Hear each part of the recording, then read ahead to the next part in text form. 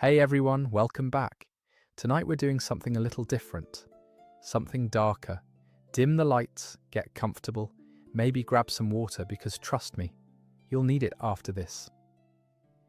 In 1536, a woman woke up in the Tower of London, knowing she had exactly 3 days left to live.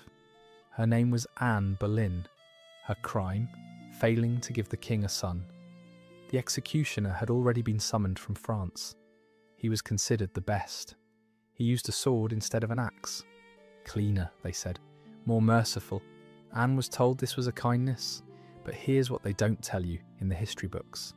In those final 72 hours, Anne was subjected to psychological torture that would break most people. Mock trials where the verdict was already written. Interrogations designed to extract confessions of adultery and witchcraft. Her own uncle presided over her sentencing, condemning her to death without a flicker of hesitation. And when the moment came, she knelt in the straw, tucked her skirts around her legs for modesty even in death, and reportedly said the executioner was good, and she had a little neck, gallows humour, literally, one swing, her head rolled. She was 35 years old, but here's the thing that'll really mess with you tonight. Anne Boleyn was one of the lucky ones, because what we're about to explore isn't just the story of one doomed queen. It's what daily life was actually like in Tudor England, and I'm not talking about the romanticised version with courtly love and Renaissance fairs.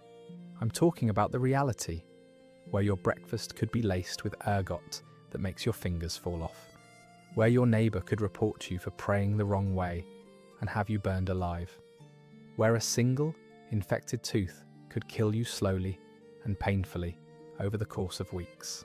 So before we begin this journey together, take a moment to like this video if you're enjoying this kind of content.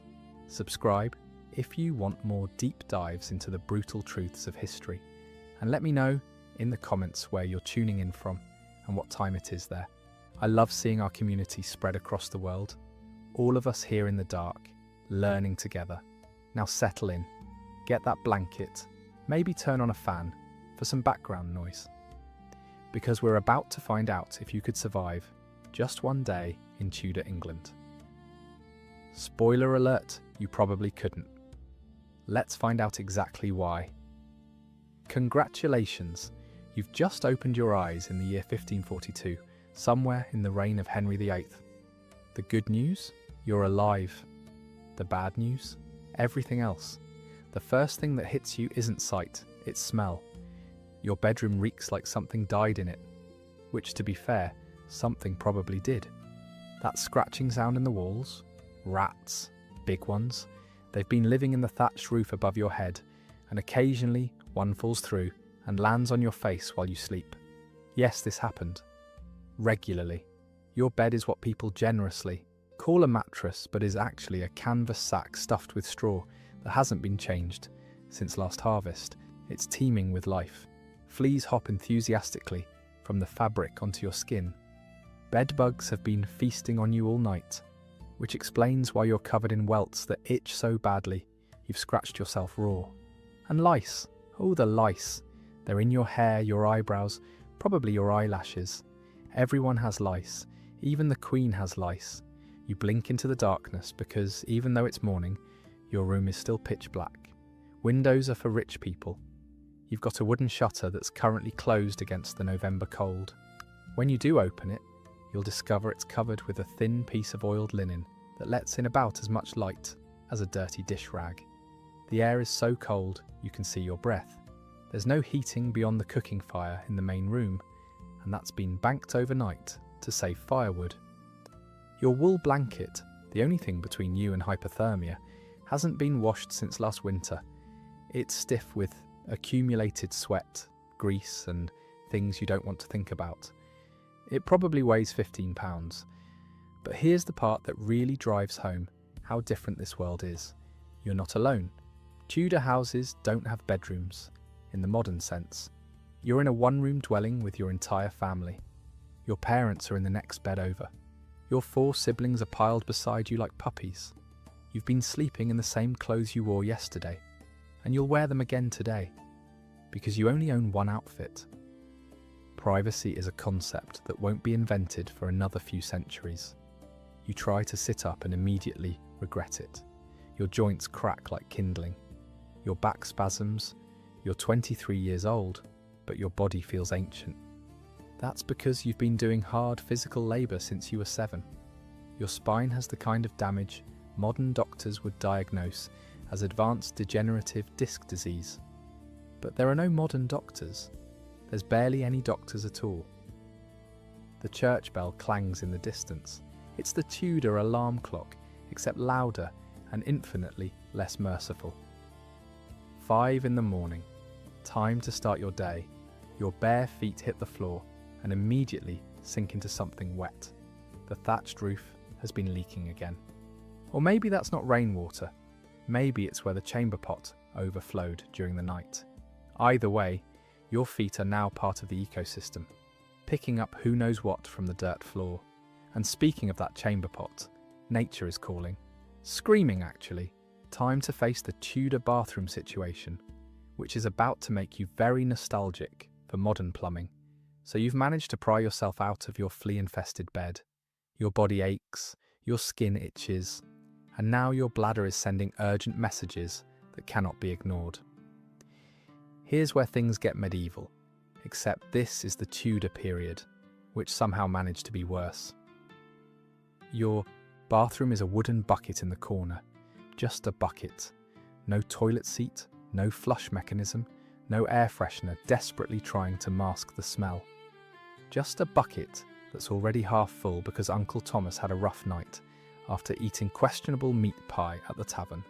The smell hits you like a physical force. It's the kind of stench that makes your eyes water and your stomach lurch. But you have no choice. Everyone uses the bucket. Your whole family takes turns throughout the day and night, adding to the collective sewage pool. You do your business quickly, trying not to breathe through your nose, which doesn't really work because the smell seems to bypass your nostrils and attack your brain directly. And now comes the really fun part. What do you do with the contents? Technically, you're supposed to carry the bucket to the communal cesspit at the end of the street. But it's 5 in the morning, it's freezing, and that cesspit is a 10-minute walk through the dark. So you do what everyone else does. You open your window shutter and dump it into the street below. There's a phrase you're supposed to shout first. Gardez-l'eau.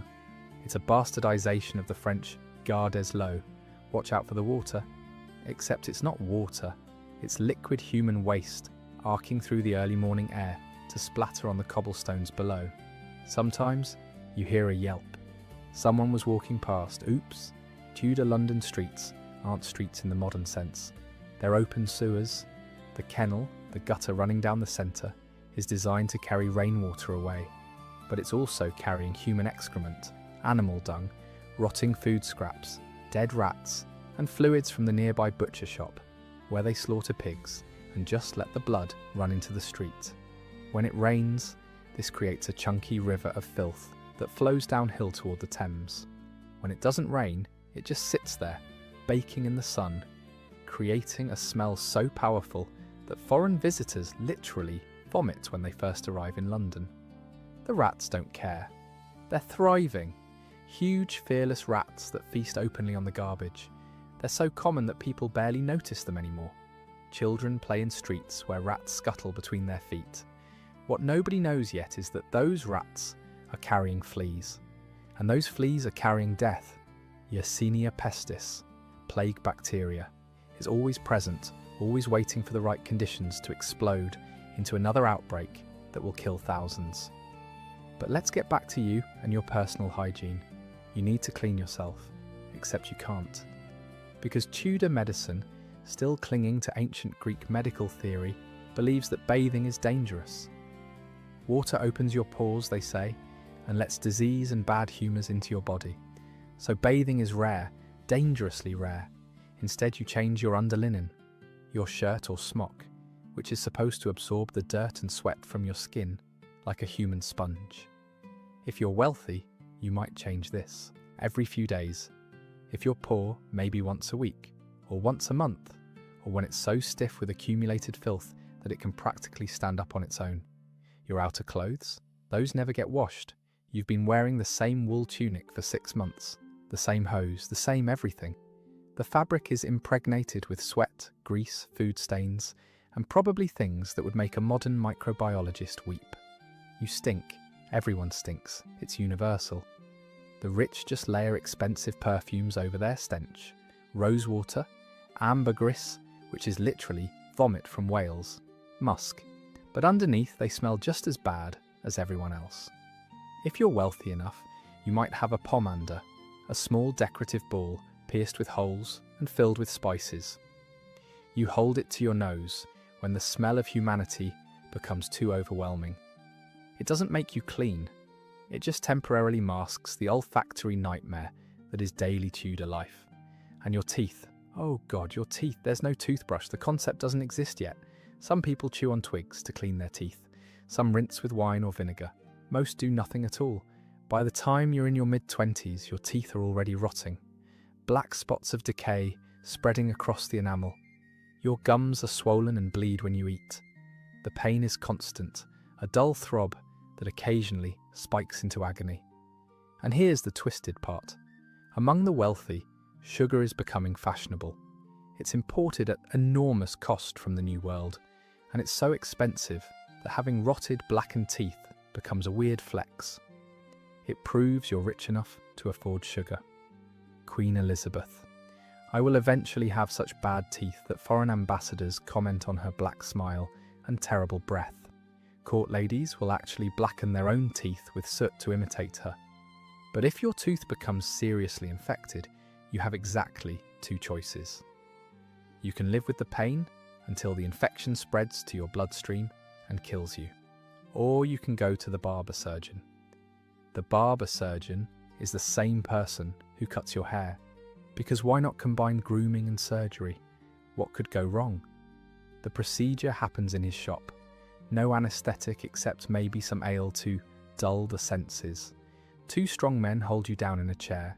The barber takes a pair of iron pliers, grips your rotted tooth and yanks. Sometimes the tooth comes out cleanly. Sometimes it shatters, leaving infected fragments embedded in your jaw. Sometimes your jawbone breaks. You scream. Everyone screams during tooth extractions. It's so common that passers-by don't even glance at the shop. Afterward, you're given a rag soaked in wine to bite down on. That's it. No stitches, no antibiotics, no follow-up care. You just go home and hope it doesn't get infected. It usually gets infected. So here you are, standing in your Tudor bedroom, having just emptied a bucket of human waste into the street, unable to bathe, unable to brush your teeth, covered in insect bites and wearing clothes that haven't been washed in months, and your day has barely started. Time for breakfast, which might actually be the thing that kills you. Your stomach growls. It's been growling for hours because you went to bed hungry last night and the night before that. Hunger is your constant companion. Time to eat breakfast, except breakfast in Tudor England isn't the cheerful meal of eggs and toast you're imagining. It's a daily gamble with your life. The smell of the cooking fire draws you to the main room. Your mother or wife is already there, stirring a pot that's been hanging over the embers all night. Inside is pottage, always pottage. Pottage is what happens when you throw whatever you can find into a pot with water and cook it until it's edible. Grains, beans if you're lucky. Root vegetables that are starting to rot but are still technically food. Maybe a bone with a few scraps of meat clinging to it if someone recently slaughtered an animal. The same pot has been used for days, maybe weeks. You just keep adding things to it. The bottom is probably burnt, and there's a scum floating on top that you try not to think about too hard. But it's hot, and it's food, and that's more than some people have. You get a wooden bowl of this greyish-brown sludge, and a hunk of bread so hard it could double as a weapon. Let's talk about that bread. Tudor bread is a class system made edible. The wealthy eat manchet bread made from finely sifted white flour. It's soft, delicious, and completely out of your price range. You're eating what's called horse bread, made from a mixture of whatever grains are cheapest. Barley, rye, peas ground into flour, sometimes sawdust or ground acorns to bulk it up, because wheat is expensive. The loaf in your hand is dark, dense and tough. You don't slice it so much as attack it with a knife, sawing back and forth until you've hacked off a chunk. When you bite into it, your already damaged teeth send shooting pains through your jaw. But here's where the real danger comes in. See that dark bread made with rye? It might be contaminated with ergot. Ergot is a fungus that grows on rye, especially in wet years. It's invisible when the grain is ground into flour. And when you eat it, it causes ergotism, a condition people call St. Anthony's fire. At first, you just feel a bit strange, maybe dizzy. Maybe you see things that aren't there. Colours seem too bright. Shadows move in your peripheral vision. Then comes the burning. Your extremities feel like they're on fire. Your fingers and toes throb with pain. The blood vessels in your hands and feet constrict, cutting off circulation. Over days and weeks, your fingers turn black. The flesh dies. Eventually, they just fall off. No blood, no pain by that point. Just dead digits dropping into your lap like autumn leaves. Nobody knows what causes it. They think it's God's punishment for sin. So people pray desperately while their hands rot away, convinced they've done something to anger heaven. And you're eating potentially ergot-contaminated bread right now, chewing slowly because your teeth hurt, hoping this isn't the loaf that kills you. Next to your bread is a cup of ale, because water will definitely kill you. Tudor water comes from rivers and wells that are contaminated with sewage. Drinking it is a death sentence. Cholera, dysentery, typhoid, all lurking in every cup of water, so everyone drinks ale instead. Weak ale, only about 1 to 3% alcohol, just strong enough to kill the bacteria, but not strong enough to get you drunk at breakfast. Usually, the ale is brewed locally, often by alewives who make it in their homes. Quality control is non-existent. Sometimes the ale is fine, sometimes it's sour from wild yeast contamination, sometimes it's actively trying to murder you. In 1516, an alewife in London was discovered dumping her chamber pot directly into the brewing vat. Multiple people died from drinking her ale. She was punished by being locked in the pillory, wooden stocks in the public square, where people threw rotting vegetables and rocks at her face for hours. She lost an eye. Then she was banished from the city forever. But how are you supposed to know if your ale is contaminated? You can't. You just drink it and hope for the best. And if you're wealthy enough to eat meat for breakfast, congratulations, you're playing an even more dangerous game. Tudor England has no refrigeration, no understanding of bacteria, no food safety regulations. Meat is preserved through salting, smoking, or just hoping it doesn't rot too fast. Fresh meat is expensive and rare. By the time it reaches your table, it's usually starting to turn. The wealthy mask the taste of spoiling meat with expensive spices, pepper, cloves, cinnamon, all imported at great cost. The flavour isn't for enjoyment, it's to hide the taste of rot. Food poisoning is so common it barely registers as an illness. Vomiting, normal. Diarrhea, happens all the time. Stomach cramps, just part of life. But sometimes people eat something that kills them. Botulism, from improperly preserved meat. Salmonella, from poultry that's been sitting in the sun. Trichinosis, from undercooked pork full of parasitic worms. Last week, Lord Pemberton ate a venison pie on Sunday. By Monday, he was vomiting. By Tuesday, his skin was covered in a rash and his stomach was distended. By Wednesday, he was dead. His bowels emptied so many times there was nothing left but blood and bile. His death was attributed to bad humours, or possibly God's will. Nobody threw out the rest of the venison. His family ate it for dinner. And here's one more fun detail. If you're wealthy enough to eat off pewter plates, you're slowly poisoning yourself with lead. Pewter is made from tin and lead. When you eat acidic foods, like the vinegar-based sauces that are popular in Tudor cuisine, the acid leaches lead from the plate directly into your meal. Over months and years, this causes lead poisoning, abdominal pain, mood swings, cognitive decline, infertility, eventually death. Henry VIII himself probably suffered from lead poisoning. His increasingly erratic behaviour, his paranoia, his violent mood swings, classic symptoms. But nobody knows that, they just think the king is temperamental.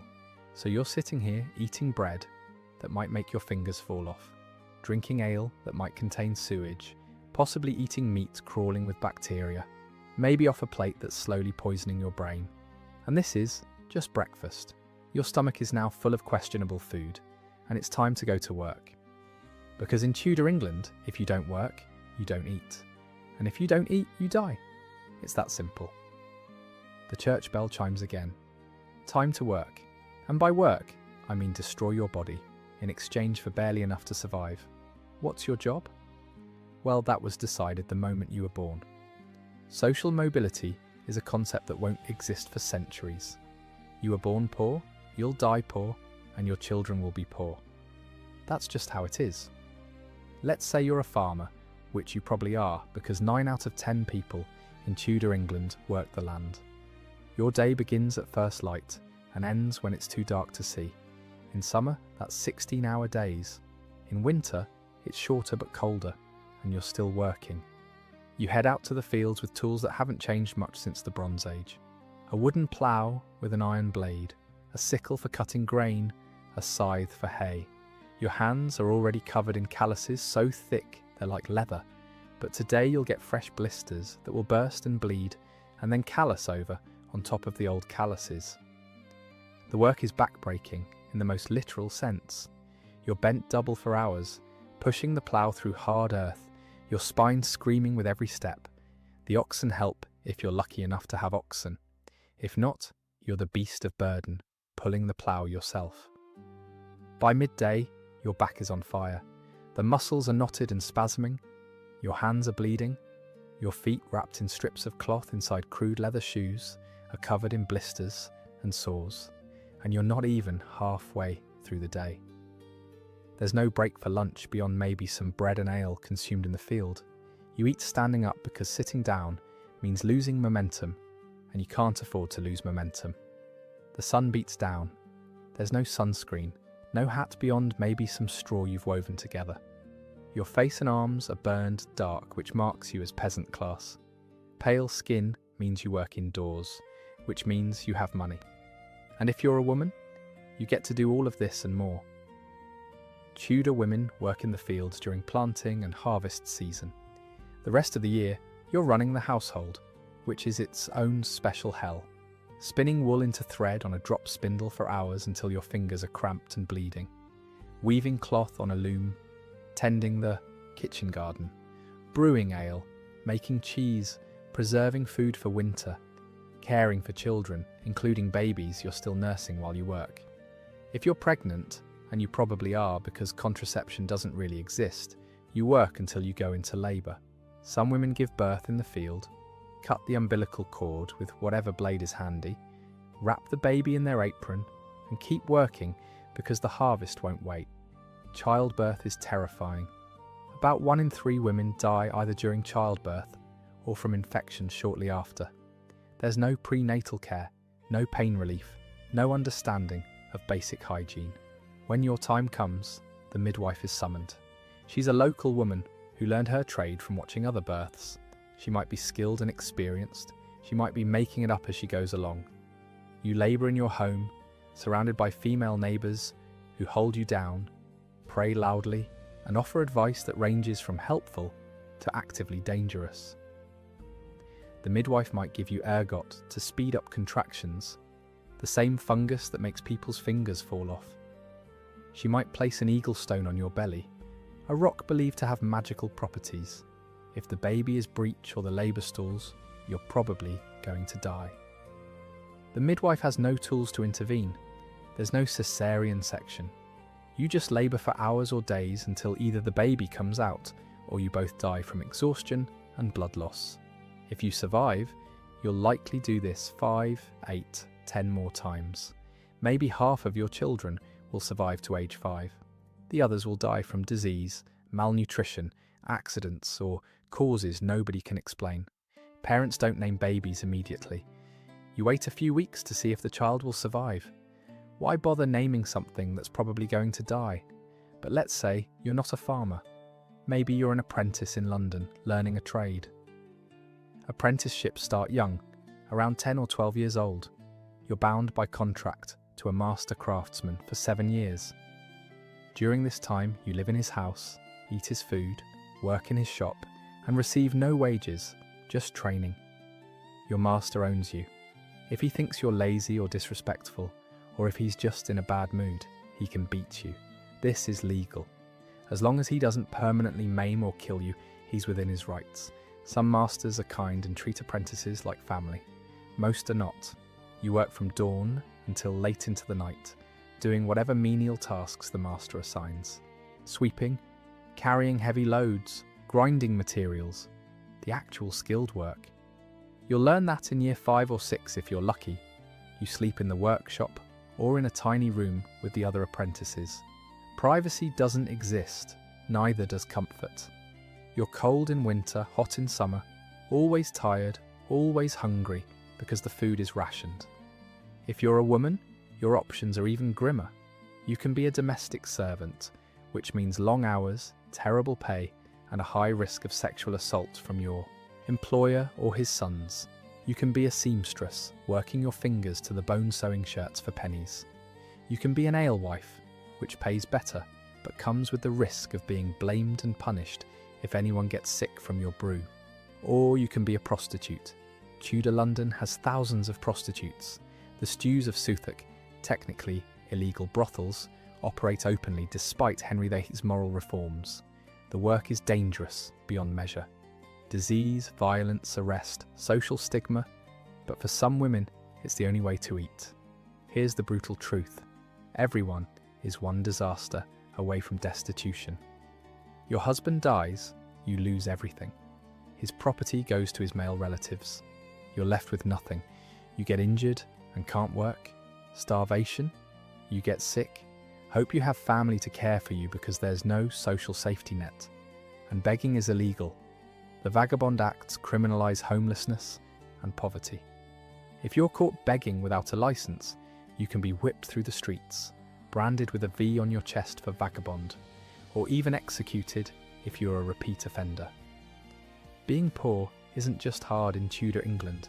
It's a crime punishable by torture and death. So you work. You work through pain, through injury, through illness. You work because the alternative is dying slowly in a ditch somewhere. And every day, you watch your body break down a little more. Your joints swell, your spine curves, your hands become twisted claws. By your 30s, you look 50. By your 40s, if you live that long, you're ancient. But at least you're still breathing. Which is more than can be said for the people dying of plague 3 streets over. It's afternoon now. You're exhausted from hours of labour. Your body aches, and then you see it. A red cross painted on your neighbour's door. Your blood turns cold. Above the cross, someone has written in shaky letters, "Lord, have mercy upon us." That house has plague.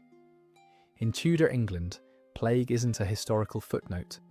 It's a recurring nightmare that sweeps through cities every few years, killing thousands without warning or mercy. The disease moves with terrifying speed. Monday, your neighbour was fine. Tuesday, he complained of a headache. Wednesday, he was feverish and vomiting. Thursday morning, he showed you the swelling in his armpit, a hard lump the size of an egg that turned his skin purple-black. By Friday, he was dead. The plague starts with flu-like symptoms: fever, chills, weakness. Then come the buboes, swollen lymph nodes in your groin, armpits or neck that swell to the size of apples. They're agonizingly painful. They leak pus and blood and smell like death. Your skin turns black in patches as your blood stops circulating properly. You cough up blood.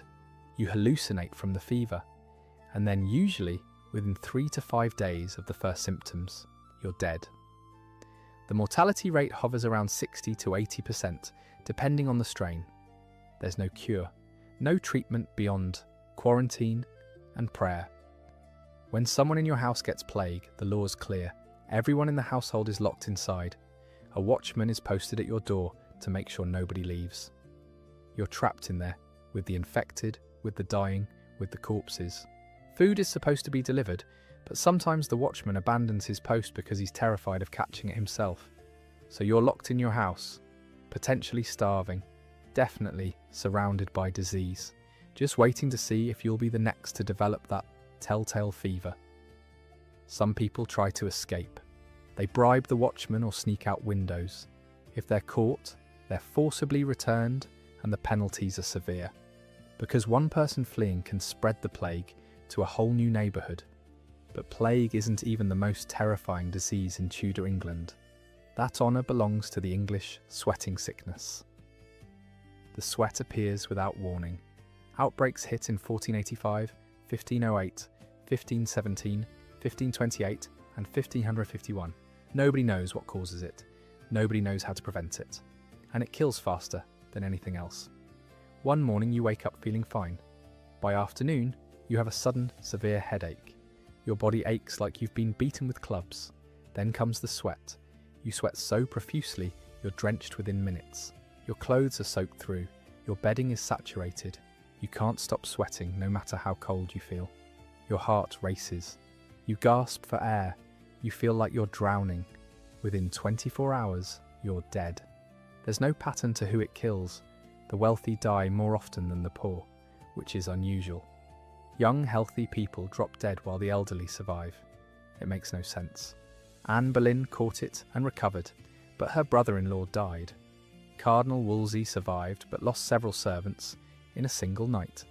Entire households were wiped out between breakfast and dinner. The terror of the sweat is its randomness and its speed. You can't prepare, you can't treat it, you can't run from it.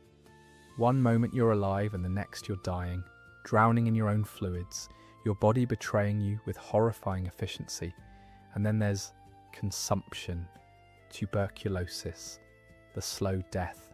Consumption makes you waste away over months or years. You develop a cough that won't go away. Then you start coughing up blood. Little flecks at first, then more, then gobs of it. Your lungs are literally rotting inside your chest. You lose weight no matter how much you eat. Your skin becomes pale and translucent. Your eyes develop a feverish shine that people call the consumptive look. You sweat through your sheets every night. And slowly, inexorably, you drown as your lungs fill with fluid and blood. There's no treatment. You just waste away while your family watches helplessly. The disease is contagious, spread through coughing and close contact, so often entire families die one after another. Smallpox disfigures the lucky ones who survive. Your face becomes a landscape of deep permanent scars called pockmarks. Some people are so disfigured they're unrecognizable. Children run from them in the street. Typhus spread by lice causes high fever and a rash that spreads across your body. It's called jail fever because it thrives in the crowded, filthy conditions of prisons, but it spreads everywhere. Dysentery turns your bowels into water. You void uncontrollably, losing fluids faster than you can replace them, until you're nothing but a dried husk. And then there's syphilis, the French disease, newly arrived from the New World and spreading like wildfire through Europe. The first stage is just a sore that heals on its own. You think you're fine, but weeks later, you develop a rash. Then the disease goes quiet for years, lurking in your body. And then it comes back with a vengeance. Your nose collapses as the cartilage is destroyed. Your palate develops holes. Your bones rot from the inside. Your face literally caves in. Eventually, the disease reaches your brain, causing dementia, paralysis, and finally death. The treatment for syphilis is mercury. Doctors rub toxic mercury ointment on the sores or make you inhale mercury vapor in sealed rooms. The mercury causes more damage than the disease. Your teeth fall out, your gums rot, your kidneys fail, your brain is damaged. There's a saying among the afflicted, a night with Venus, a lifetime with Mercury. And if the diseases don't kill you, your doctor might. Tudor medicine is based on ancient Greek theory. The body contains 4 humours: blood, phlegm, yellow bile, and black bile. Illness is caused by these humours being out of balance. Got a fever? That's too much blood. The cure is bloodletting. They cut open a vein and drain pints of blood into a bowl. This doesn't help. It makes you weaker. But they do it anyway, because the theory says it should work. Headache? Maybe we should drill a hole in your skull to let the bad humours escape. This is called trepanning. And yes, people survive it sometimes, but mostly because human beings are incredibly hard to kill. Doctors diagnose disease by examining your urine, taking your pulse, and consulting astrological charts. Is Mars in retrograde? That might be why your stomach hurts. Most people can't afford doctors anyway. They go to the local wise woman or barber surgeon. These are the people who actually know practical things. Herbal remedies that sometimes work. How to set a broken bone. How to stitch a wound.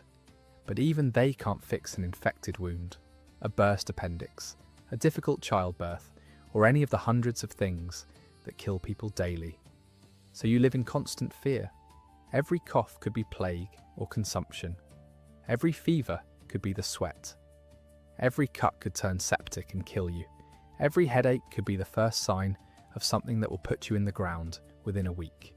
And there's nothing you can do except pray, which, as you're about to learn, is not optional. The church bell rings again. It's been ringing all day at regular intervals. Prime, terce, sext, vespers. The bells mark time, structure life, remind you constantly that God is watching. And in Tudor England, God is always watching. Religion isn't just part of life, it is life. The church controls your birth, your marriage, your death, and everything in between. It tells you when to work, when to rest, what to eat, and how to think. Every Sunday, attendance at church is mandatory, not suggested. Mandatory. Miss church and you're fined. Miss it repeatedly, and you're marked as a suspected heretic. And heresy can get you burned alive. The church service is in Latin, which you don't understand. The priest drones on for hours. You stand the entire time because pews don't exist yet. Your feet ache, your back aches. You're hungry and tired and you can't understand a word being said, but you better look attentive, because your neighbours are watching. Always watching. Tudor England is a surveillance state enforced not by police, but by your fellow citizens. Your neighbour pays attention to whether you attend church, whether you make the sign of the cross correctly, whether you pray to the right saints, and if they think you're doing it wrong, they'll report you. And the penalties are severe. Here's where it gets complicated. The right religion keeps changing depending on who's in power. Under Henry VIII, England breaks from the Catholic Church. The Pope is out. Henry declares himself supreme head of the Church of England. Refuse to accept this, and you're a traitor. Executed. Thomas More, Henry's former friend and Lord Chancellor, refuses to accept the king as head of the church. He's arrested, tried, and beheaded. His head is boiled and stuck on a spike on London Bridge as a warning. Catholic monks and priests who resist are executed. Their monasteries are dissolved. Their land seized. Their wealth confiscated. The destruction is brutal and swift. But here's the twist. Henry VIII isn't actually Protestant. He still wants Catholic ritual, just without papal authority. So if you're too Protestant in your beliefs, if you deny transubstantiation or criticize the saints, you can be burned as a heretic. You can be executed for being too Catholic or too Protestant. The safe zone is vanishingly narrow. When Henry dies, his 9-year-old son Edward becomes king. Edward is a zealous Protestant.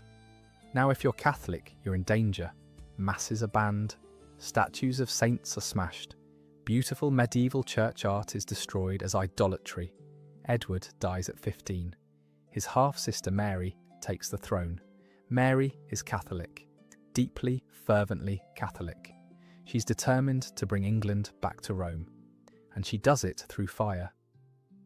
Mary's reign lasts only 5 years, but in that time she burns nearly 300 Protestants at the stake. Men, women, old, young, bishops and bakers. Anyone who refuses to convert is tied to a stake, surrounded by bundles of wood and set on fire. If you're wealthy, enough you can bribe the executioner to hang a bag of gunpowder around your neck. When the flames reach it, you'll explode and die quickly. If you can't afford the bribe, you burn slowly, screaming, your fat popping and sizzling while crowds watch. Some people take over an hour to die. This is where Mary earns her nickname, Bloody Mary. When Mary dies, Elizabeth I takes the throne. Elizabeth is Protestant, but she's pragmatic. She doesn't care what you believe in your heart as long as you attend the Anglican Church and keep your mouth shut. But Catholics are still persecuted. Priests are hunted. Families are fined enormous sums for not attending Protestant services. Catholic nobles are executed for treason. The paranoia is intense because everyone remembers the burnings. So you learn to keep your head down. You don't express opinions about religion. You don't trust anyone, because your neighbour, your friend, even your family member might report to you if they think you're on the wrong side. And here's the really messed up part. You don't actually know which side is right. The church says, if you die in the wrong faith, you go to hell. Eternal torment, lakes of fire, demons tearing your flesh for eternity. But which faith is the right one? It seems to change with every monarch. So you pray. You pray constantly, desperately, hedging your bets. You try to believe whatever the current regime demands. You perform the rituals, you say the words, and you hope God judges you on your sincerity rather than the technicalities of which version of Christianity you were following when you died. Religion isn't comfort in Tudor England. It's terror dressed up in ceremony. The only certainty is that someone, somewhere, thinks you're doing it wrong, and they're watching. The afternoon drags on. Your clothes are soaked with sweat from hours of labour, and they stink. But there's nothing you can do about it because this is the only outfit you own. Let's talk about getting dressed in Tudor England, because fashion isn't about self-expression, it's about survival. What you wear announces your class to everyone who sees you, and wearing clothes above your station is illegal. The sumptuary laws dictate exactly what fabrics, colours, and styles are permitted for each social class. Silk? Only nobility. Purple dye? Royalty only. Fur trim? Depends on your rank. Gold embroidery? Not for you, peasant. Violate these laws and you face fines, public humiliation, or imprisonment. Fashion is hierarchy made visible, enforced by law. If you're poor, getting dressed is simple, because you have one outfit. 1. You put on the same linen shirt or smock you've been wearing all week. Over that goes a wool tunic or kirtle that's stained, patched and threadbare. Stockings that are just strips of cloth wrapped around your legs. Crude leather shoes that don't distinguish between left and right feet because that innovation won't happen for another century. No underwear in the modern sense. No bra. Women just wrap cloth around their breasts if they want support. No socks, just layer upon layer of unwashed fabric. But if you're wealthy, getting dressed is a 2-hour ordeal that requires help and might actually cause physical harm. Women's fashion is designed to restrict movement and breathing. First comes the shift, a long linen chemise. Then the corset, except they call it a pair of bodies. It's stiffened with wood, whalebone, or sometimes iron. The goal is to create a flat chest. Large breasts are considered vulgar, and a tiny waist. Your servant laces it so tightly that your ribs compress. You cannot take a full breath. Eating is difficult. If you're pregnant, which you probably are, the corset increases your risk of miscarriage.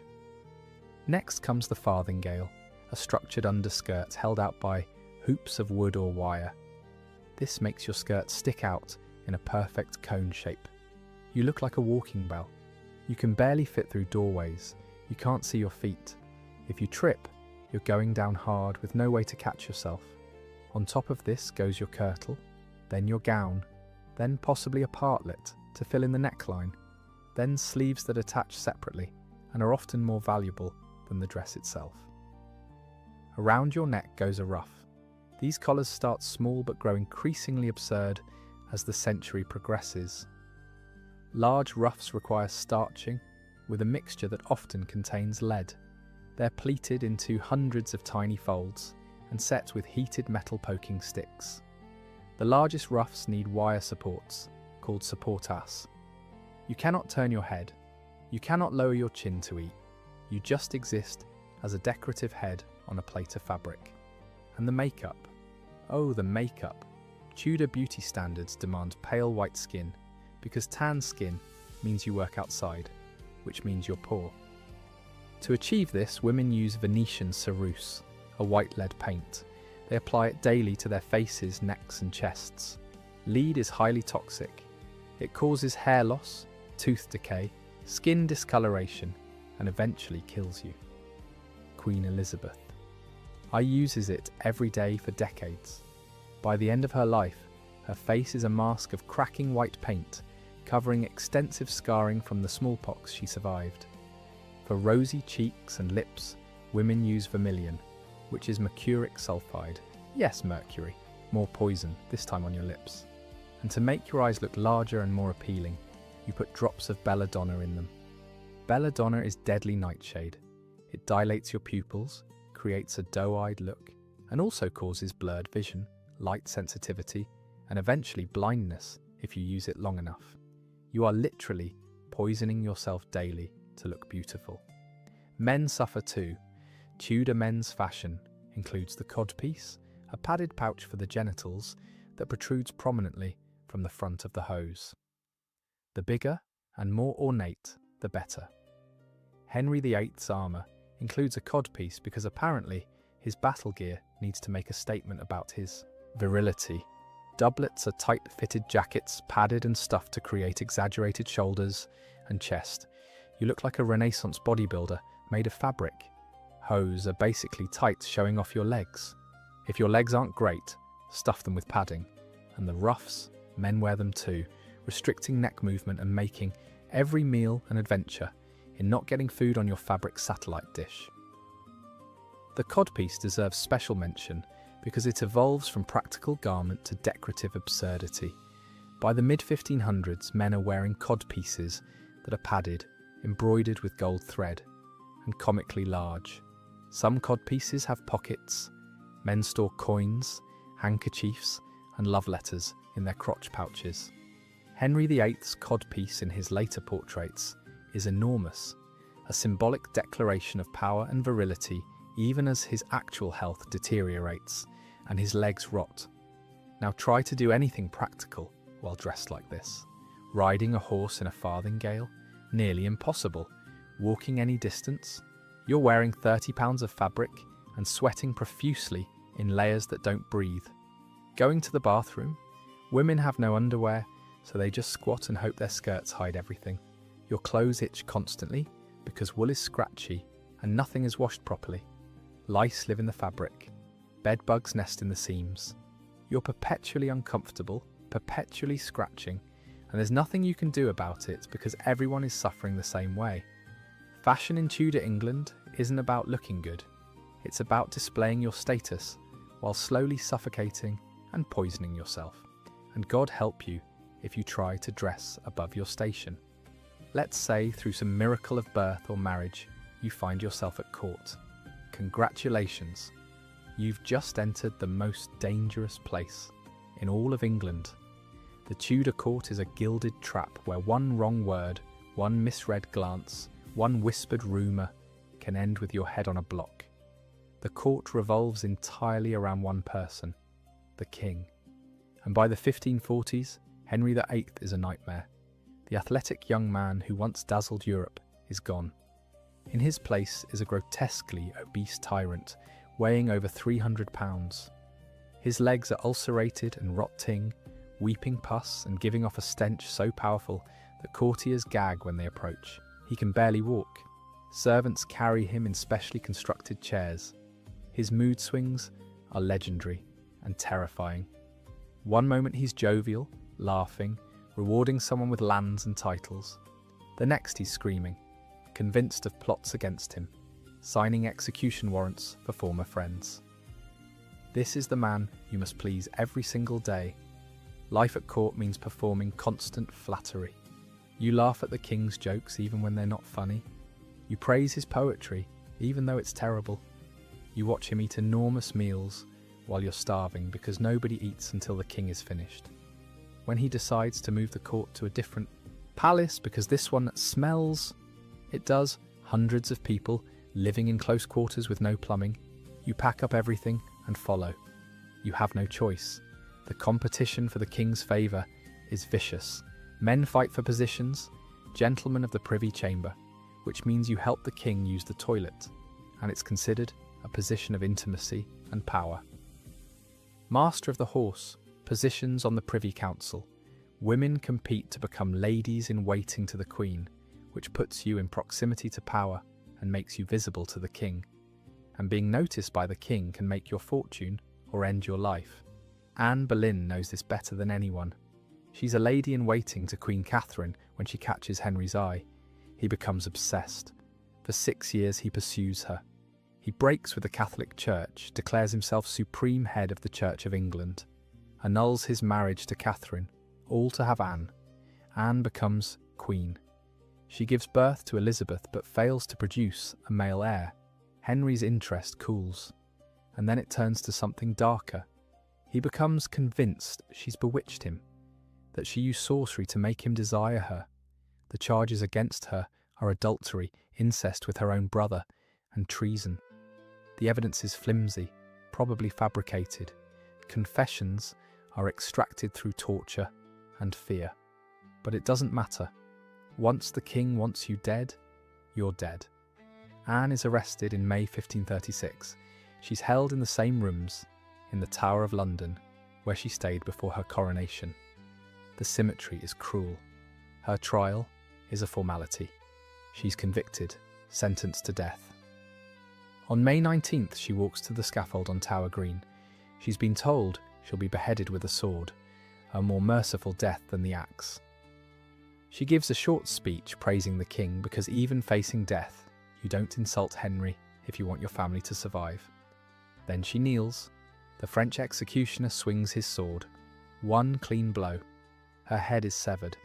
She's 35 years old. Within 11 days, Henry is engaged to Jane Seymour. And Anne isn't the only victim of court politics.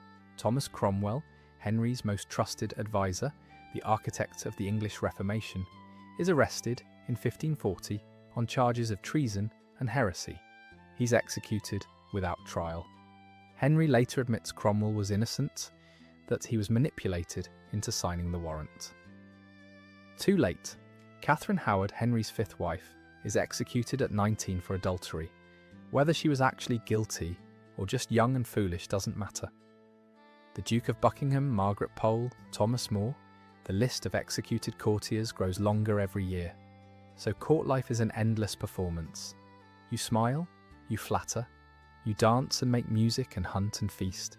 You dress in your finest clothes, bankrupting yourself to maintain appearances. And all the while, you watch. Who's rising? Who's falling? Who just got called to a private audience? Who's absent from dinner? Because absence is noted, silence is suspicious. And once suspicion falls on you, it's nearly impossible to shake. The Tower of London isn't just a fortress, it's a holding cell for the condemned. If you're sent to the tower, you know what's coming. Some prisoners carve their names into the stone walls. Messages, prayers, dates, you can still see them. The tower also houses instruments of torture. The rack stretches your body until your joints dislocate and your ligaments tear. The scavenger's daughter compresses your body until your ribs crack and blood leaks from your nose and ears. Thumb screws crush your fingers. Branding irons sear your flesh. Torture is legal. It's used to extract confessions. And once you confess, even under unbearable agony, you're finished. So court life isn't glamorous. It's not romantic. It's a daily exercise in survival, where the wrong glance, the wrong word, or just being in the wrong place at the wrong time can end in your execution. And the twisted part, people still fight desperately to be there. Because despite the danger, the court is where power is. And in Tudor England, power is the only thing that matters. Even if it kills you. It's late afternoon now. You're walking through Cheapside, one of London's main streets. The stench is overwhelming as always, but there's something else in the air today. Excitement. A crowd is gathering. Vendors are setting up to sell meat pies and ale. Children are pushing their way to the front. People are chatting, laughing, treating this like a festival. You know what that means? An execution. In Tudor England, punishment isn't hidden behind prison walls. It's public spectacle designed to terrify and entertain in equal measure. The cart arrives, drawn by horses. Standing in the back is a young man, maybe 19 years old. His hands are bound. His face is pale. He's been condemned for theft. What did he steal? A loaf of bread and a small purse containing 13 pence. The penalty? Death. You watch as he's led to the gallows, a permanent wooden structure that dominates the square. The noose is placed around his neck. A priest mumbles prayers that the young man probably can't hear over the roar of blood in his ears. The executioner doesn't give a speech. He just pushes the ladder away. The young man drops. But this isn't the merciful quick death where your neck snaps instantly. That technique won't be perfected for another century. This is slow strangulation. He dangles, kicking desperately. His face turns purple, then nearly black. His tongue protrudes. He loses control of his bladder and bowels, and waste runs down his legs. The crowd jeers and laughs. It takes nearly 10 minutes for him to die. His mother is in the crowd. She's weeping, but she doesn't look away. After about 5 minutes, she pushes forward and grabs his legs, pulling down with all her weight. This is mercy. The added weight hastens death. Finally, he stops moving. The body is left hanging for hours as a warning. But hanging is for common criminals. The real entertainment comes with executions for treason. Treason is defined so broadly that almost anything can qualify. Speaking ill of the king, refusing to accept his religious reforms, being on the wrong side of a political dispute, prophesying the king's death, even accidentally. For men convicted of treason, the punishment is hanging, drawing, and quartering. Let me walk you through it because you need to understand just how barbaric Tudor justice is.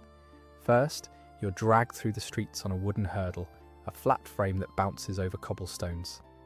The crowds throw filth at you, rotten vegetables, dead animals, human waste. They spit and curse. When you reach the execution site, you're hanged by the neck but cut down before you die. While you're still conscious, barely alive and gasping, the executioner cuts off your genitals and burns them in front of you on a brazier. Then he slices open your abdomen. He reaches inside and pulls out your intestines, slowly, hand over hand, like pulling rope. These are also burned while you watch, while you're still alive, still conscious, experiencing agony beyond human comprehension. Next, he cuts out your heart and holds it up to the crowd, shouting, "Behold the heart of a traitor." Finally, he beheads you. Your body is then hacked into quarters. Your head and body parts are parboiled to preserve them, then displayed on spikes throughout London. Your head goes on London Bridge. Your quarters go to other major thoroughfares. They stay there for months, rotting, picked at by ravens, until they're unrecognisable. This isn't theoretical horror. This happens regularly. People bring picnic lunches to watch. For women convicted of treason, there's a different method. Hanging, drawing and quartering a woman is considered indecent. Exposing her body in that way would be improper. So instead, women are burned alive. You're tied to a wooden stake. Bundles of wood are piled around you, reaching chest height. If you've managed to bribe the executioner, he'll strangle you with a cord as the fire is lit, so you're dead before the flames reach you. If you can't afford the bribe, you burn. It starts with your feet and legs. The pain is unimaginable. You scream until your lungs are seared. Your hair catches fire. Your skin blackens and splits. The smell of burning human flesh fills the air, and people in the crowd cover their noses with handkerchiefs. It can take 15 to 20 minutes to die, depending on how the wood is stacked and how hot the fire burns. And the crowd watches, cheering when the flames reach higher, jeering if you scream too much. This is entertainment. This is justice. But there are so many other creative punishments for lesser crimes. The pillory locks your head and hands in wooden stocks in the public square. You stand there for hours, sometimes days, while the crowd throws things at you. They start with rotten vegetables, then dead rats, then stones. People have died in the pillory from head injuries. For women who talk too much or gossip, and too much is determined entirely by men, there's the scold's bridle. It's a metal cage that fits over your head with a spiked plate that presses down on your tongue. You're paraded through town wearing it, unable to speak, drooling blood. The ducking stool is reserved for scolds and women accused of being witches. You're strapped to a chair, attached to a long wooden beam, and dunked repeatedly in the river. The crowd laughs as you gasp and choke. Some women drown, especially if they're old or weak. Whipping is common for minor offences. You're stripped to the waist, tied to a post, and flogged with a cat o' nine tails, a whip with multiple knotted cords. The whipper is paid per stroke, so he makes sure each one counts. Your back is shredded. The scars are permanent. Branding marks you forever. Thieves get a T burned into their thumbs with a red-hot iron. The smell of burning flesh, the sizzle, your own skin cooking, the pain is so intense that people pass out, which is actually a mercy. And then there's the religious persecution, which operates on a level of cruelty that's hard to comprehend. Under Henry VIII, Catholics who refuse to accept him as head of the church are traitors, executed. Under Edward VI, Catholics are persecuted. Under Mary the Protestants are burned by the hundreds. Under Elizabeth I, Catholic priests are hunted down and killed. Your religious beliefs, which you might genuinely hold as matters of conscience and faith, can get you tortured and executed. And the correct belief changes with each monarch. So you learn to keep your head down. You don't express opinions. You attend whatever church is currently mandatory. You inform on your neighbours before they can inform on you. Because in Tudor England, justice isn't about fairness or rehabilitation. It's about power, control, and fear. And the screams from the scaffold are a constant reminder that you could be next. The sun is finally setting. Your body is destroyed from hours of labour. You're hungry despite the meagre meal you choked down at midday, and you're about to discover that nighttime in Tudor England is somehow worse than the day. First comes the darkness. Not the kind of darkness where you flip a switch and the room floods with light. Not even the darkness where streetlights cast orange glows on corners. Total darkness. The sun drops below the horizon and the world is plunged into blackness, so complete that you literally cannot see your hand in front of your face. If you're wealthy, you light a candle. Beeswax if you're very wealthy.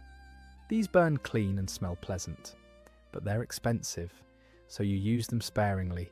Tallow candles made from animal fat are cheaper, but they smoke terribly and smell like burning meat. Most people can't afford even tallow candles on a regular basis, so when the sun goes down, you go to bed. Because what else can you do? But let's say you need to go outside at night. Maybe you're a night watchman walking your rounds. Maybe you're sneaking to a lover's house. Maybe you just need to use the privy and don't want to do it inside your single-room dwelling. You need a lantern, a candle enclosed in a pierced metal box. It provides barely enough light to see 3 feet ahead. Everything beyond that is impenetrable shadow, where anything could be lurking. The streets at night are terrifying in ways that modern people can't fully grasp. There's a curfew in most towns. After the bell rings at dusk, you're supposed to be indoors. If the watch catches you out after curfew without a legitimate reason, you can be arrested as a vagrant. And the streets themselves are dangerous. Crime spikes after dark. Robbers and cut purses know that people can't identify them in the darkness. Gangs of young men roam looking for trouble. There's a rudimentary watch, volunteers with clubs and lanterns, but they're easily bribed or simply avoid the dangerous areas. If you're attacked at night, scream all you want. Most people will assume it's not their business. Getting involved could get you hurt or killed, so why risk it? The sounds of the city at night are a constant assault. Dogs barking, rats squeaking as they fight over garbage in the streets. Somewhere close, someone is coughing, that deep, wet cough that means consumption. Someone else is screaming.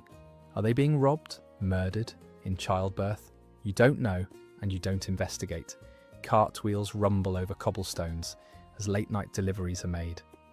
The watch calls out the hours. 1 o'clock and all's well, except nothing is well. Inside your home, you're not much safer. The fire has been banked for the night because firewood is expensive. You huddle under your single wool blanket with your entire family. The cold seeps into your bones. You hear everything through the thin walls. Your neighbour's baby crying, a thin, weak cry that sounds like it's dying. It probably is. The couple upstairs fighting. Someone vomiting violently, probably from bad food or plague. Could be plague. Sleep doesn't come easily. Your straw mattress is lumpy and full of biting insects. Your body aches from the day's labour. Your stomach growls because you're still hungry. The tooth that's been bothering you throbs with each heartbeat. And you lie there in the dark, staring at nothing, thinking about everything that could kill you tomorrow. Plague, the sweat, an infected cut, a fall that breaks your leg, which will likely get infected and kill you. The king's bad mood if you're anywhere near court. A false accusation of theft or heresy. Childbirth if you're a woman. Starvation if the harvest fails. The list is endless, but eventually exhaustion wins. Your eyes close. You drift into fitful sleep punctuated by the sounds of the city and your own body's discomfort. And tomorrow, you'll wake up and do it all over again. If you survive the night, let's talk about what it's like to be a woman in Tudor England. Because if you thought being a man in this era was difficult, being a woman is that same difficulty with additional layers of danger, powerlessness, and societal contempt. From birth, your value is measured by your ability to marry well and produce sons. That's it. That's your entire purpose in the eyes of society. If you're born to a wealthy family, your childhood is spent learning skills that will make you marriageable. Needlework, music, dancing, basic literacy if your family is progressive. You're essentially being groomed as a commodity to be sold to the highest bidder or the most politically advantageous match. If you're born to a poor family, your childhood is even shorter. By age 7, you're working, tending animals, helping with younger siblings, learning to spin wool on a drop spindle, which will destroy your hands with a repetitive motion by the time you're 20. Marriage happens early, really early. Betrothals at 10 or 12 aren't uncommon, especially among the nobility.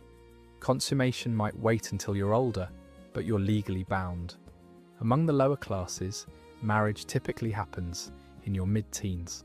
And here's the thing, you have no say. Your father or male guardian decides who you marry. Your opinion is irrelevant. If you're lucky, he chooses someone kind. If you're unlucky, he chooses someone old, cruel, or violent. Or all three. Once you're married, you cease to exist legally. Everything you own becomes your husband's property. Any money you earn goes to him. You cannot sign contracts, own property, or make legal decisions without his permission. You are, in the eyes of the law, essentially your husband's possession. And here's where it gets worse. Your primary duty is to produce children. Sons specifically. Daughters are disappointing. Failure to produce a son reflects on your worth as a woman. Anne Boleyn lost her head partly because she only gave Henry a daughter. Never mind that the sex of a child is determined by the father's sperm. In Tudor England, reproductive failure is always the woman's fault, so you get pregnant. And pregnancy in Tudor England is a death lottery. There's no prenatal care, no ultrasounds, no understanding of nutrition beyond eat what you can get, no pain relief, no medical intervention if something goes wrong. When your time comes, you enter confinement. You're shut away in a darkened room with only female attendants. Men, including your husband, are banned. The midwife arrives, a woman whose only training is having watched other births. Labour begins. It might last hours, it might last days. There's nothing to manage the pain except screaming and maybe some ale. The midwife might give you ergot to speed contractions, the same fungus that causes hallucinations and makes limbs rot off. They don't know this, they just know it sometimes. Makes babies come faster. If everything goes smoothly, you give birth. The baby is placed on your chest.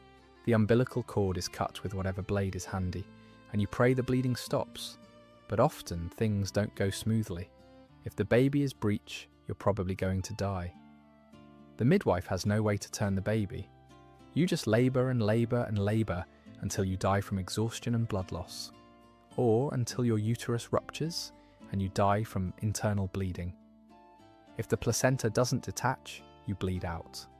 If pieces remain inside, you develop an infection called childbed fever and die over several agonizing days as fever consumes you.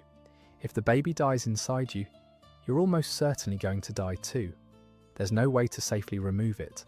The maternal mortality rate is staggering. About 1 in 3 women die in childbirth or from complications shortly after, and most women give birth multiple times. 5, 8, 10 pregnancies aren't uncommon. You're rolling the dice with your life over and over and over. And if you survive childbirth, congratulations. You now have an infant to care for while recovering from what is essentially a major medical trauma. There's no maternity leave, no rest period. You're expected to be up and working within days. The infant might not survive. About half of all children die before age 5. Disease, malnutrition, accidents, things nobody can explain. You lose child after child, burying them in the churchyard, enduring the grief, and then getting pregnant again because that's what's expected. If you're unmarried, your options are bleak. You can be a domestic servant, which means long hours, terrible pay, and a high risk of sexual assault from your employer or his sons. If you get pregnant from rape, you're the one who gets punished. You might be whipped through the streets, branded as a whore, thrown out with no means of support. You can be a seamstress, working your fingers bloody for pennies. You can be an alewife, brewing and selling ale, which is decent money, until someone gets sick from your batch and you're blamed. Or you can be a prostitute. Tudor London has thousands of prostitutes. The work is illegal but tolerated. It's also incredibly dangerous. Disease, violence, pregnancy, arrest, social stigma so severe that you're considered less than human. And here's something that will make your blood boil. If a woman speaks her mind too freely, she can be legally punished. The scold's bridle, that metal cage with the spiked tongue plate, is specifically for women who talk too much. What constitutes too much? Whatever men decide. Complaining about your husband? That's too much. Arguing in the marketplace? Too much. Having opinions? Definitely too much. You're paraded through the streets wearing this torture device while people mock and jeer. The message is clear. Shut up. And if you're accused of witchcraft, you're truly doomed. Witchcraft accusations are almost always directed at women, particularly women who don't conform. Women who are outspoken. Women with knowledge of herbs and healing. Women who are just old and poor and make convenient scapegoats when something goes wrong in the village. The tests for witchcraft are designed so you cannot win. They tie you up and throw you in water. If you float, you're guilty because the pure water rejects you. If you sink, you're innocent, but you drown. Either way, you're dead. Being a woman in Tudor England means navigating a world designed to control, exploit, and silence you. Your body is not your own. Your life is not your own. Your voice is not your own. You're expected to endure pain, loss, and subjugation with grace, to smile and submit and never complain. And if you don't, there are pillories and bridles and stakes waiting. The remarkable thing is that women survived this. They found ways to carve out power in impossible circumstances. They built networks of support. They passed down knowledge. They raised children and ran households and kept the world turning despite everything. But make no mistake, being a woman in Tudor England is survival mode with the difficulty cranked to maximum. And there's no respawning. It's night now. You're lying in your bed, trying to sleep, but your mind won't quiet. Because in Tudor England, death isn't something that happens to other people. It's everywhere. Constant, expected, You're thinking about the family 3 streets over. Last week they were fine. Then the father developed a fever. Within 3 days he was covered in black buboes and screaming in delirium. 4 days later, he was dead. 2 days after that, his wife showed symptoms. Then their eldest son. The house is marked with a red cross now. Everyone inside is locked in. You can hear the baby crying from here, thin and desperate. How long before that cry stops? This is life with plague. It's not a one-time catastrophe. It's recurring horror that sweeps through London every few years, killing thousands, and nobody knows why or how to stop it. The theories about plague are wildly wrong. Most people believe it's caused by bad air, miasma rising from a rotting matter. So they carry nosegays of flowers and pomanders of spices, thinking pleasant smells will protect them. They don't. Some think it's God's punishment for sin. So they pray harder, attend church more, whip themselves bloody in public displays of penance. This doesn't work either. Nobody understands that rats carry fleas, and fleas carry bacteria, that the filthy streets and overcrowded houses are perfect breeding grounds for disease. That quarantine, while brutal, is actually one of the few effective measures. So plague just keeps coming, and when it does, the city transforms. Theatres close, markets shut down. Anyone who can afford to flees to the countryside. The wealthy pack up their households and leave the poor to die. If you're trapped in the city, you learn to recognise the signs. Red crosses on doors, the constant tolling of death bells, carts rumbling through streets at night, collecting bodies. The driver calling, "Bring out your dead." Bodies are stacked in the carts like firewood. Sometimes people who are only unconscious are thrown in with the dead. They wake up in the plague pit, buried alive under corpses. The plague pits themselves are massive trenches dug outside the city. Bodies are dumped in without ceremony, without coffins, covered with lime and dirt. So many dead that the graves overflow. But plague isn't the only death stalking you. The sweating sickness kills faster than plague. Healthy people drop dead within hours. There's no warning, no pattern, no defence. Smallpox disfigures survivors so severely they're unrecognisable. Consumption slowly drowns you in your own blood over months or years. Typhus spreads through lice and devastates crowded areas. Dysentery empties your bowels until you die of dehydration. And these are just the famous diseases. There are dozens more, mysterious fevers that come and go, wasting diseases that have no name, infections that spread through cuts so small you barely notice them. Childbirth kills women constantly. Violence kills men and women both. Accidents kill everyone. A fall from a ladder, a kick from a horse, a slip on icy cobblestones that cracks your skull. Life expectancy is brutal. If you survive childhood, which about half of children don't, you might make it to 40 or 50. Maybe. Living to 60 makes you ancient. And death isn't dignified or peaceful. There's no morphine to ease pain, no antibiotics to fight infection, no surgery to fix internal injuries. You die screaming. You die covered in your own waste. You die calling for help that never comes. And the living move on quickly because they have to. Grief is a luxury. Your spouse dies, you remarry within months because you need someone to help run the household. Your child dies, you bury them and try for another. Your friend dies, you avoid their house in case whatever killed them is contagious. The constant proximity to death changes people. It makes life feel cheap and brutal. It makes people fatalistic. Why plan for the future when plague might kill you tomorrow? It also makes them deeply religious. Because if this life is suffering, the promise of heaven is all that keeps people going. The church tells you that earthly pain is temporary, but heavenly reward is eternal. So you suffer, you endure, you pray, and you go to bed each night wondering if you'll wake up. So let's be honest with ourselves. Could you actually survive a day in Tudor England? Let's tally up everything you've faced in the last 24 hours. You woke up covered in insect bites, sharing a bed with parasites and family members, in a room that smells like a medieval cesspool. You emptied a bucket of human waste into the street, You couldn't brush your teeth or bathe because Tudor medicine thinks water is dangerous. You ate potentially poisonous bread, drank ale that might contain sewage, and maybe ate spoiled meat off plates that are slowly poisoning you with lead. You worked back-breaking labour for 14 hours with no breaks, no safety equipment, and no workers' rights.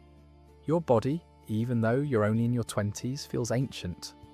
Your spine is damaged, your teeth are rotting, your hands are destroyed. You lived in constant fear of plague, the sweat, consumption, smallpox, and a dozen other diseases that can kill you in days or hours. You navigated a legal system where stealing bread can get you hanged, and where the king's mood determines whether you live or die. You dealt with complete lack of privacy, no hygiene, no medical care, no human rights. You went to bed hungry in the dark and cold, and this is just an ordinary day. We haven't even covered what happens if you're accused of witchcraft, if you're gay, if you're a religious minority, or if you just happen to be in the wrong place when someone powerful is in a bad mood.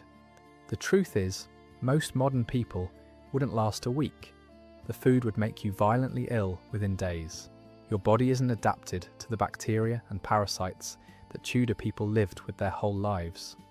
What they considered normal food poisoning would put you in the hospital. The lack of hygiene would cause infections. That cut on your hand from working. In the modern world, you'd wash it and put on a bandage. In Tudor England, it gets dirty, infected, and might kill you from sepsis. The diseases would devastate you. You have no immunity to plague or the sweat or smallpox. Your first exposure would likely kill you. The work would break your body. Modern people, even those who work physically demanding jobs, don't labour from dawn to dusk every single day, from childhood. Your muscles, bones and joints aren't conditioned for it. The social rules would confuse and endanger you. You don't know how to bow correctly to different social ranks. You don't know which topics are dangerous to discuss. You don't know which version of Christianity is currently mandatory. One wrong word could get you arrested, and the psychological toll would be immense. Constant hunger, constant pain, constant fear. Watching children die, watching your neighbours die, never feeling safe or comfortable or clean. Tudor people endured all of this because they knew nothing else. This was normal to them. They were conditioned from birth to accept suffering as the natural state of existence. But you're used to antibiotics and painkillers and clean water and food safety and human rights and the reasonable expectation that you'll live into your 70s or 80s. Drop you into Tudor England and you'd be overwhelmed within hours, physically ill within days, probably dead within months. And yet, Tudor people weren't stupid or primitive. They were humans just like us, doing their best with the knowledge and resources available to them. They still laughed, they still fell in love, they still created art and music and literature that we treasure centuries later. Shakespeare wrote his plays during the late Tudor period, performing them in theatres where nobles and peasants laughed at the same jokes. Elizabeth I navigated deadly court politics and ruled for 45 years despite multiple assassination attempts. Ordinary people found joy in festivals, in community, in small moments of beauty amid the brutality. Tudor England produced some of humanity's greatest cultural achievements. The English language flourished, explorations expanded, scientific thinking began to challenge old superstitions. But the cost was suffering on a scale we can barely imagine. Every achievement was built on the backs of people who died young and in pain. Every beautiful building was constructed by labourers whose bodies were destroyed by the work. Every political decision was enforced through violence and fear. The Tudor period wasn't romantic. It wasn't glamorous. It was brutal, unfair, and dangerous. And the only reason we can appreciate the art and history of that time is because we don't have to live it. The church bell rings again. It's dawn. You've somehow survived the night. You pry your eyes open in the darkness. Every muscle in your body screams. Your head throbs from hunger and dehydration. The flea bites itch furiously, and you realize with sinking dread that you have to do this all over again. Every day is the same. Wake up. Perform the degrading ritual of dealing with human waste. Choke down questionable food. Work until your body gives out. Survive, sleep, repeat. There's no vacation, no weekend, no retirement. Just endless labor until your body finally gives up completely. And this might be your life for 20, 30, maybe 40 years if you're incredibly lucky. Unless plague kills you, or the sweat, or childbirth if you're a woman, or an infected cut, or food poisoning, or violence, or 1,000 other things lurking around every corner. The question isn't really whether you could survive a day in Tudor England. With enough luck and stubbornness, you probably could survive one day. The question is, would you want to? Would you want to live without modern medicine? Without antibiotics that can cure infections that would have killed you in Tudor times? Without anesthesia for surgery or dentistry? Without vaccines that prevent diseases that slaughtered millions? Would you want to live without basic hygiene? Without soap and shampoo and toothpaste and deodorant? Without the ability to wash your clothes and your body whenever you want? Would you want to live without food safety, never knowing if your next meal might kill you? Without refrigeration or understanding of bacteria or regulations that ensure your food isn't contaminated with sawdust or sewage? Would you want to live without human rights? Where your life is worth nothing if you're born to the wrong family?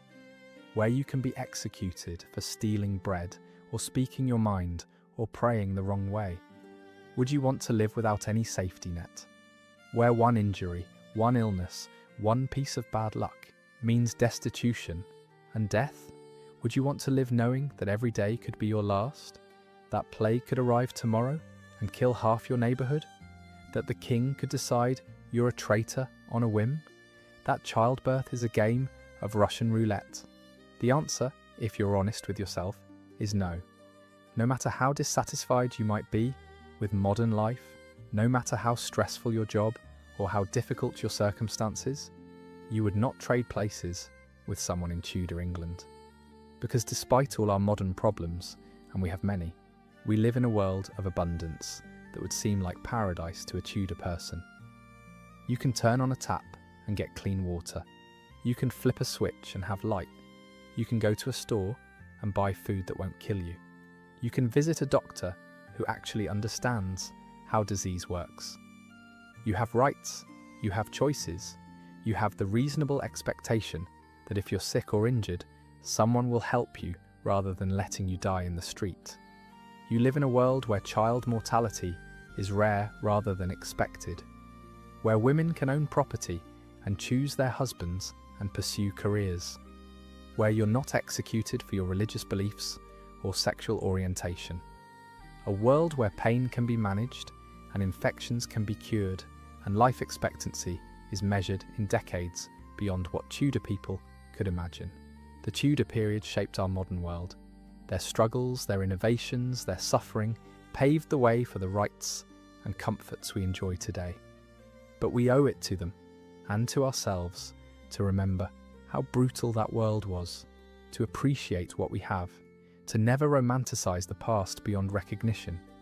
Because the truth is, Tudor England would kill you. Quickly or slowly, violently or quietly, it would kill you. And the fact that you're sitting here, safe and comfortable, listening to this story in the dark, that's a miracle they could never have imagined. So here we are, at the end of our journey through Tudor England. You've experienced 24 hours of life in the 1540s. You've felt the fear, the pain, the exhaustion, the constant low-level terror of existing in a world that's actively trying to kill you. And now, you're back here, in the present, where the lights work and the water is clean, and your teeth don't hurt, and you're not covered in flea bites. Take a moment to appreciate that. Really appreciate it. The fact that you can lie in a comfortable bed tonight without sharing it with parasites, that you can use a bathroom with running water and toilet paper, that you can eat food without worrying it's going to make your fingers fall off. The fact that if you get sick, there are doctors who understand germ theory and antibiotics that can cure infections. That if you break a bone, it can be set properly. That if you need surgery, you'll be unconscious and pain-free. The fact that you have choices. You can choose your career, your partner, your beliefs. You can speak your mind without fear of execution. You can move through the world with rights and protections that Tudor people couldn't imagine. Yes, modern life has problems, serious problems, inequality, injustice, suffering. We're not living in a utopia, but we're also not living in Tudor England. And that, when you really think about it, is something to be grateful for every single day. The Tudors, who suffered through that brutal existence, they'd look at our world and think we were living in paradise. Running water? Incredible. Electric lights, sorcery, medicine that actually works, a miracle from God. So tonight, when you slip into your clean bed with your indoor plumbing and your central heating and your fully stocked refrigerator, take a moment. Say a quiet thank you to the universe, or God, or evolution, or whatever you believe in. Thank you for antibiotics. Thank you for dentistry. Thank you for food safety regulations. Thank you for human rights. Thank you for living in an age where survival isn't the only goal, where we can actually think about happiness and fulfillment and purpose. And maybe, if you're feeling really grateful, spare a thought for all those Tudor souls who struggled through that difficult world so that eventually, centuries later, their descendants could have it better. They suffered, they endured, they survived just barely, and bit by bit, generation by generation, humans built a world where suffering isn't inevitable, where pain can be treated, where life can be more than just survival. We're not done improving. There's still so much work to do, but we're also standing on the shoulders of everyone who came before us, everyone who endured the unendurable, so their children might have a slightly better life. The Tudors are gone. Their world is gone. But the lessons remain. Life is fragile. Survival is never guaranteed. And the comforts we take for granted are gifts that came at enormous cost. So sleep well tonight, in your comfortable bed, in your safe home. And maybe tomorrow, when you wake up with modern plumbing and clean water and a fully stocked kitchen, you'll take just a moment to appreciate how extraordinary that really is. Because you could have been born in 1542, and if you had been, you almost certainly wouldn't have made it to today. Sweet dreams, everyone, and be grateful, so grateful that you're living now. Thank you all for joining me on this journey into Tudor England. If you made it all the way through, I appreciate you more than you know. Let me know in the comments what surprised you most about Tudor life. What would have been the hardest part for you to endure? And honestly, do you think you could have survived even a single week? If you enjoyed this deep dive into history's brutal truths, hit that like button. Subscribe if you want more content exploring the realities behind the myths, and share this with someone who romanticizes the past. Maybe it'll give them a new perspective. Until next time, stay safe, stay healthy, and remember, you're living in the best time in human history to be alive. Even with all our problems, we have it better than any generation that came before us. Don't forget that. Sleep well.